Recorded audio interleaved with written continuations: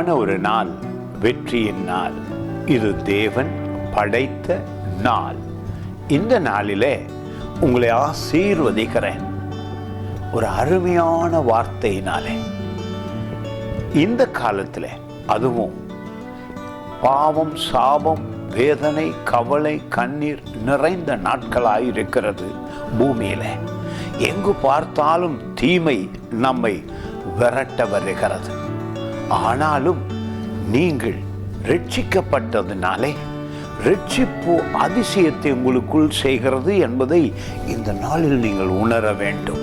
மறுபிறப்பு அடைந்த உடனே தேவனுடைய மகாபெரிய ஒரு வல்லமை உங்களுக்குள் இருக்கிறது. அதை கொண்டு வரும் தீமைகளை, வியாதிகளை, வேதனைகளை விரட்டி வாழ முடியும். பாருங்கள், இந்த அருமையான வார்த்தை கலாத்தியர் புத்தகத்திலே 1 அதிகாரத்திலே 4வது வசனம். அவர் நம் இயேசு நம்மை இப்பொழுது இருக்கிற பிரசன்ட் காலத்தில் பாருங்கள், பொல்லாத பிரபஞ்சத்தில் நின்று விடுவிக்கும்படி நம்முடைய பிதாவாகிய தேவனுடைய சித்தத்தின்படியே நம்முடைய பாவங்களுக்காக தம்மை தாமே ஒப்பு கொடுத்தார்.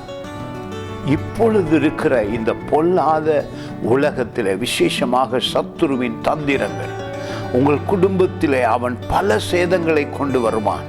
ஆனாலும் உங்கள் ரட்சிப்பை கொண்டு எல்லா காரியங்களிலும் வெற்றி பெற்று அருமையான மாதமாக இந்த மாதத்தை ஆக்கிக் கொள்ளுங்கள்.